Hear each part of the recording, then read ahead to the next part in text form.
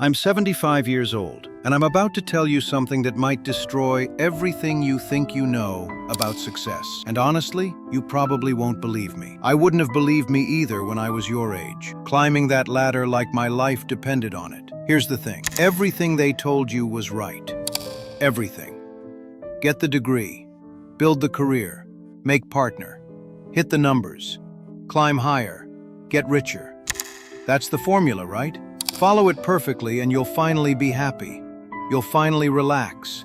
You'll finally have won. I believed it. I believed it so much that I spent 50 years of my life making sure I followed it exactly. And you know what? I did everything right. I did absolutely everything right. And it was a complete mistake. The worst part isn't that I wasted time. The worst part is that the people who should have warned me, my parents, my mentors, the successful people I admired, they were trapped in the same lie. They didn't know it was a lie. They still don't. They're still climbing, still chasing, still convinced that the next rung will finally feel different. Let me tell you what I'm talking about. I made partner at one of the top law firms in the country. Top 5% of my graduating class. Bought the house in the right neighborhood. Got invited to the right clubs. Had the investment portfolio that most people dream about. By every single measure, I won. I won the game they told me to play. And sitting here now, with maybe 10 or 15 years left if I'm lucky, I have to tell you, I was running the wrong race the entire time. See, here's the big lie everyone believes, and it's so insidious because it feels true. The lie is this. Once I achieve this, I'll finally have time to be happy. Once I make partner, once I hit this revenue number, once I retire, once the kids are grown, once I have enough saved. Do you see what's happening? The goalpost never stops moving. It just keeps moving. It always moves. When I was 35, I told myself, if I can just make partner by 45, then I'll slow down. I made partner at 44. You know what happened? Suddenly it was about becoming co-chair of the firm. Then it was about building a specific book of business. Then it was about legacy. Then it was about retirement planning. Every single time I hit the goal, there was a new one waiting. Not because I'm ambitious, because that's how the system is designed, and I fell for it. Year after year, I told my wife, next year will be different. Next year I'll take that trip to Europe. Next year we'll spend weekends together. Next year I'll actually be present. Next year I'll reconnect with my friends. Next year I'll exercise regularly. Next year, next year, next year. You know what happened to all those next years? They're gone. I have no idea where they went. I blinked and I was 65.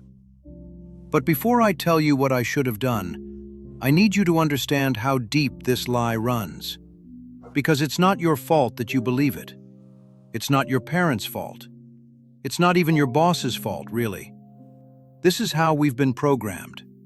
This is the cultural narrative we're swimming in. Success first, happiness later, achievement now, living later. And the tragedy, the real tragedy, is that so few people realize until it's too late that there is no later. There's only now. That's how the system keeps you on the hamster wheel. You hit a milestone, and for about 48 hours, you feel something. It's real. I'm not saying it's not real. You made partner, there's a rush. You close a huge deal, there's a high. You get promoted, there's validation. But it lasts maybe 2 days. Then your brain adapts. Then it becomes normal. Then you need the next hit, the next achievement, the next goalpost to chase. And the system knows this about you. The system is built on this. It's designed to keep moving the finish line just far enough ahead that you never actually reach it and stop to look around. I spent 30 years climbing. 30 years. And I can tell you with absolute certainty, every single achievement felt exactly the same way. Empty. Oh, the build-up felt good. The anticipation of making partner, that was intoxicating. I imagined how different my life would be, how I'd finally have breathing room, how I'd finally be able to relax. But the moment I got there, the moment I walked into that conference room and they told me I was in, something weird happened. I felt relieved for maybe an hour. Then I felt terrified, because now I was partner, which meant I had to actually deliver as a partner. So the anxiety just shifted. It didn't disappear. And here's what I did for the next 30 years. I kept telling myself it would be different the next time. When I made senior partner, then I'd relax. When I hit a certain net worth, then I'd take vacations. When the kids were through college, then I'd have time. When I retired, then I'd finally live. This was my mantra. This was my religion. And every single time I was wrong. Because success isn't a destination, it's a direction. And once you're pointing in that direction, it never stops pulling you forward. The goalposts don't just move, they accelerate. By 50, I had everything. And I mean everything. The office overlooking the city, the 6-figure salary that had become 7 figures, the house that was bigger than we needed, the cars, the club memberships, the respect from peers, the recognition. I was winning. Everyone could see I was winning. But do you know what I noticed? I was miserable. Not devastated, not suffering, just empty. Like I had spent 50 years climbing towards something that didn't actually exist. Like I'd been chasing a mirage the entire time. And the closer I got, the further away it became. Here's what nobody tells you. Achievement is not the same as happiness. Success is not the same as fulfillment. You can have everything on the outside and be completely hollow on the inside. I know because I was living it. I was the guy people wanted to be. I was the template for success. I was the one people came to ask for advice.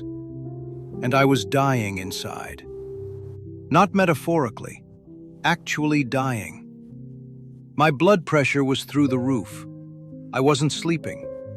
My marriage was on life support.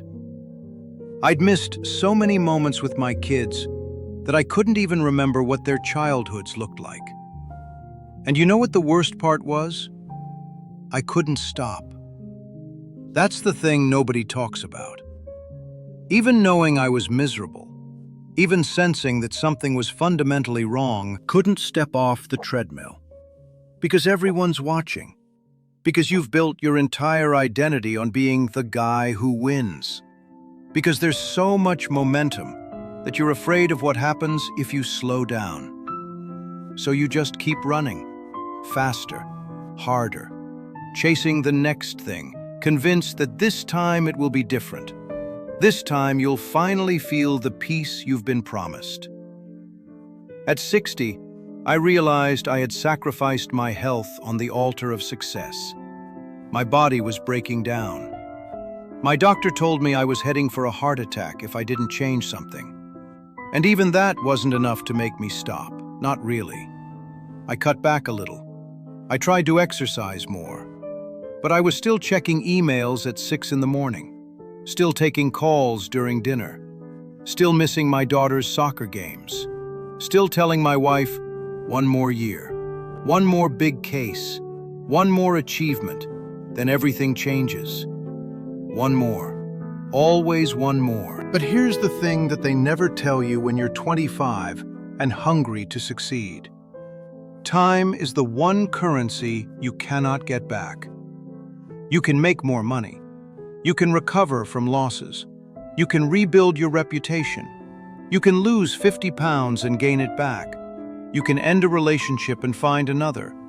But those years, those moments, that specific version of your wife's face when she was smiling at you, that specific sound of your son's laugh when he was 8, that time is gone. It's gone, and no amount of success can ever bring it back. And I'm standing here at 75 telling you that I finally understand this. I understand it perfectly. And all I can think is, too late. I figured it out too late.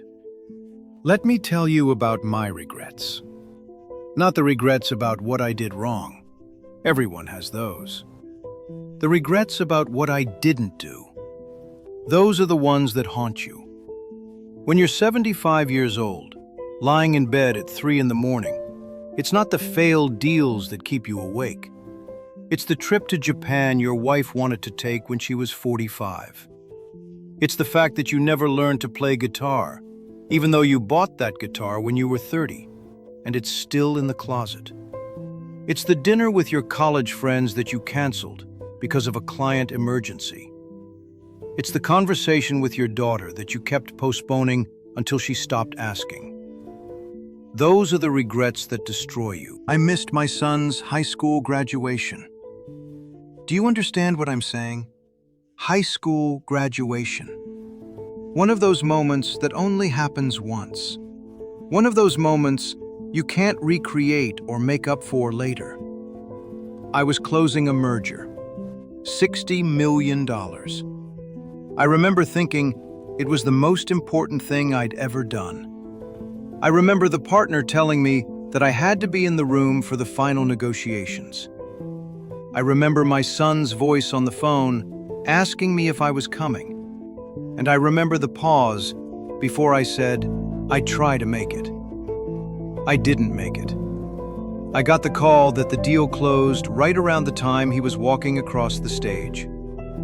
I got the call, and I felt this surge of victory. I felt like I'd won. And you know what? He sent me a picture of himself in his cap and gown. Just a picture, not even a full smile in it. 20 years of Sunday dinners with my wife. That's what I missed. Not one Sunday, not a few Sundays.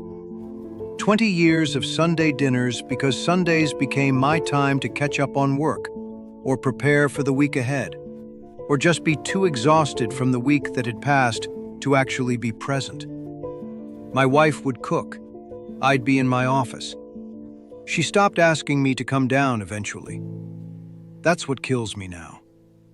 She stopped asking. At some point, she just accepted that Sunday dinner was something she did alone, and I wasn't coming.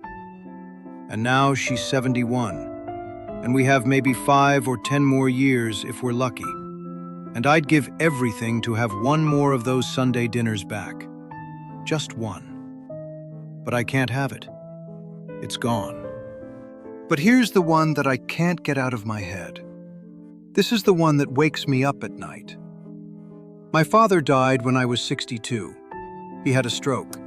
It wasn't sudden. He was in the hospital for 2 weeks.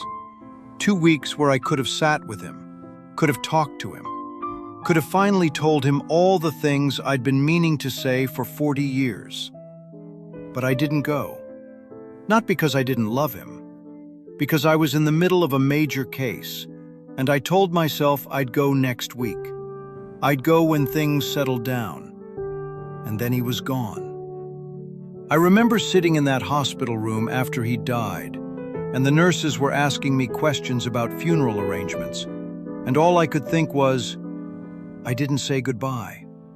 I didn't tell him I loved him. I didn't hold his hand. I was too busy. I was always too busy. Do you know what my biggest regret is? Not that I missed his funeral. I made it to that. My biggest regret is all the Sundays I didn't call him. Years of Sundays. He'd call me, and I'd say I was busy. I'd call him back, but I never did. Or I'd call him during a commercial break while I was watching television, not really listening, waiting for the game to come back on. And he'd be trying to tell me about something small, a doctor's appointment, A memory from when I was a kid, something he'd read, and I was thinking about a deposition, about a conference call, about anything other than the fact that my father was alive and trying to connect with me. And now he's not alive.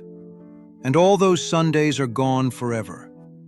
And I would trade everything, for one more Sunday where I actually listen. That's when something broke in me. Not the stroke, the realization. I was 62 years old, and I realized I had wasted my entire life chasing something that didn't matter. And I'd sacrificed the only things that actually do matter. I had more money than I could ever spend. I had the respect of my peers. I had the career that people dream about. And I didn't have my father. I didn't have those Sundays with my wife. I didn't have my son's memories of me actually being there. I had won the game, and the game was completely meaningless. And I still had maybe 20 more years to live. Maybe 20 more years to do something different. And I decided right then, lying on that hospital bed after my father died, that I was going to change everything. And I did. Not perfectly.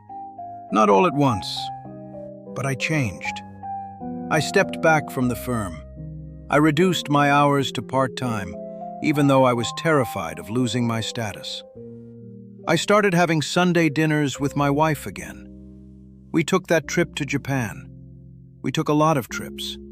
I learned guitar, badly, but I did it. I started calling my grandchildren on the phone, not to say hello quickly, but to actually listen to them talk about their day. And in the 13 years since my father died, I learned more about what actually matters than in the previous 62 years combined. I learned that time with people you love is the only thing that's real. Everything else is just noise. I'm 75 years old. I'm going to say that again because I need you to hear it. I'm 75. And I'm sitting here right now knowing that I probably have maybe 10, maybe 15 more years if I'm lucky and blessed. Some days I wake up and I think about that. Not in a depressing way, in a factual way. I wake up and I know that I'm on borrowed time. That every morning I'm lucky to see is a gift. That every conversation I have might be the last one. And you know what's strange? You know what's really strange? I'm happier now than I was at 45. I'm happier at 75, knowing I might die tomorrow, than I was at the peak of my career when I had everything ahead of me. Because I finally understand what's actually worth my time. And the irony is this. Now that I understand, I don't have much time left. Now that I've figured it out, the game is almost over. I could spend the next 15 years being angry about that, and I do sometimes. But mostly I just spend them being grateful for the extra time I have to actually live, to actually be present with my wife, to actually know my grandchildren, to actually sit on my porch and read a book and not feel guilty about it, to actually rest. But here's what keeps me up at night. I look at my grandchildren, and I see them starting to make the same mistakes I made. I see them stressed about grades, about getting into the right school, about landing the right internship. I see them already checking their phones obsessively, already measuring their worth by likes and followers and achievements. I try to tell them. I sit down with my granddaughter, who's 17, and I tell her, the thing you're stressing about right now, it doesn't matter. And she looks at me like I'm an alien, because she's living in the storm right now. She can't see past it. She's in the middle of it, drowning in it. And I'm telling her it doesn't matter. And that's the most useless thing I could possibly say. Because here's the thing about young people. They think their situation is unique. They think their pressures are special. They think if they just make it through this crisis, then things will be different. But they won't be. The crises just change. And by the time they figure that out, it'll be too late. Just like it was for me. That's why I'm making this video. Not because I think I can convince you. I probably can't. But because I have to try. Because maybe one of you will hear this and think, wait, maybe the ladder I'm climbing is against the wrong wall. Maybe one of you will realize that your 20s and 30s and 40s are not just warm-up rounds. They're the actual game. They're the only game you get. And maybe, just maybe, you'll make a different choice than I did. So let me tell you what I would tell my 25-year-old self if I could go back. Let me tell you what I wish someone had told me before I wasted 50 years. First, here's what you need to stop doing. Stop trying to impress people who don't matter. Stop sacrificing your health on the altar of success. Stop putting off joy and connection until someday.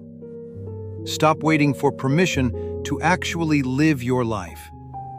Stop saying yes to every opportunity just because it's an opportunity. Stop measuring your worth by your salary. Stop believing that the next achievement will finally feel different. Stop postponing your actual life for your theoretical future. Now here's what you need to start doing. Start calling your parents more often. Start taking the trips you dream about, not when you retire, but now. Start doing things that scare you. Start saying no to obligations that drain you and don't matter.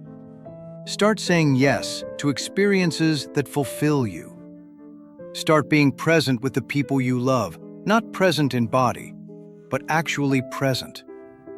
Start asking yourself every single day, is this how I want to spend my one and only life? Start now. Not next year. Not when you have more money. Not when things settle down. Now. Start today. Because here's the truth that nobody wants to hear. Things will never settle down. Life will always be complicated. There will always be another crisis, another opportunity, another reason to wait. The perfect time to change your life, the perfect moment to start living differently, the perfect circumstances to finally be present, they don't exist. That day will never come. So you have to start before you're ready. You have to step off the ladder before it feels safe to jump. You have to believe that your time is more valuable than your paycheck. And you have to do it now, while you still have time.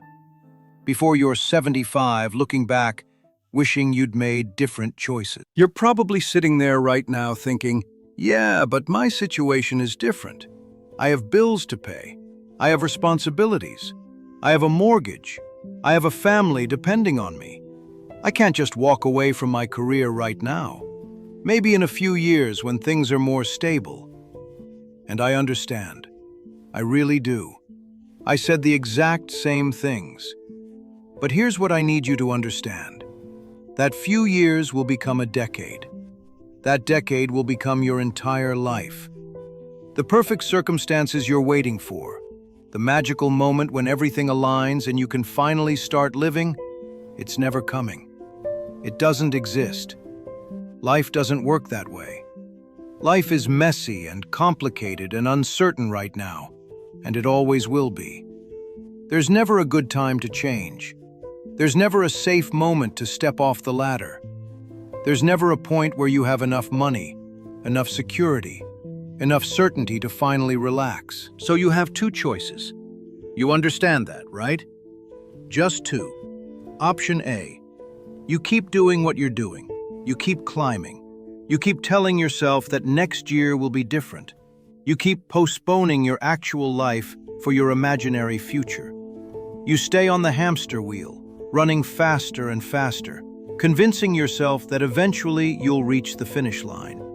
You sacrifice your health, your relationships, your presence, your peace of mind. all for the promise that someday, when you've achieved enough, you'll finally be happy. You get to 60, 70, 75, and you look back and realize that you spent your whole life running towards something that wasn't even real. You spent your one and only existence chasing a ghost. That's option A. Option B is different. Option B means you wake up today and you realize something. You're not going to live forever. You're going to die. And before you die, you're going to have some number of days left. Maybe thousands, maybe hundreds, maybe dozens. You don't know. None of us know. But whatever that number is, it's finite, it's limited. And you're spending those days, right now, today, on things that don't actually matter. And you decide that's going to change. Not tomorrow, today. You start saying no to meetings that don't matter. You start leaving the office at a reasonable hour. You start calling people you love. You start doing things that make you feel alive, instead of things that make you feel successful. You stop waiting for permission, and you start living. Here's what I want you to understand. You can't have both. You can't be the person who climbs the ladder fastest, and also the person who actually enjoys their life. Those are two different lives. You have to choose. You're either the person who sacrifices everything for achievement, or you're the person who builds a life around what actually matters. And the tragedy is that so many people think they can have both. They think they can compromise. They think they can find the balance. But balance is another lie. Balance is what people tell themselves when they're still trying to have it all. It's another way of saying, I'm not ready to choose yet. Don't be me. Don't spend 50 years on the wrong side of that choice. Don't tell yourself that you'll figure it out later. Don't convince yourself that the next promotion is the last one, that the next goal is the final goal, that the next achievement will finally feel different. It won't. It never does. I'm 75 years old, and I'm telling you with absolute certainty, all those things you think you need to achieve to be happy, you don't need them. They don't work. They never worked for anybody. The people who have everything are just as empty as the people who have nothing, maybe emptier, because at least the people with nothing still have hope. Don't waste 50 years figuring this out. Don't waste 30 years. Don't waste 10 years. Figure it out now, right now, while you still have time, while your parents are still alive, while your kids still want to spend time with you, while your marriage still has decades ahead of it, while you still have your health, while the people you love are still here. Because I'm telling you, from the other side of this, from 75 looking back at 55, the most valuable thing you have is not your paycheck or your title or your status. It's your time. It's the days you have left. And every single day you spend chasing something that doesn't matter is a day you'll never get back. Here's the truth that took me my entire life to understand. Someday is not a real day. Someday doesn't exist on any calendar. Someday is something you tell yourself when you're too scared to choose differently today. But someday never comes. There is no someday. There's only now. There's only this moment. There's only this breath. There's only this phone call you could make, or this conversation you could have, or this trip you could take, or this moment you could be present for. Someday is today. It always has been. It's always been today. And every time you choose to wait for someday, you're choosing to wait forever. So here's what I need from you. If this resonates with you, I need you to share this video. Send it to someone who needs to hear it. Leave a comment and tell me, what are you going to do differently? What's one thing you're going to stop doing? What's one thing you're going to start doing? Subscribe, because I have more truths to share. And honestly, I don't have much time left. But before you do any of that, I need you to answer one question. The clock is ticking. Every second we've been talking, you're older than you were when we started. Every day you delay is gone. The question is simple. What are you going to do with your time?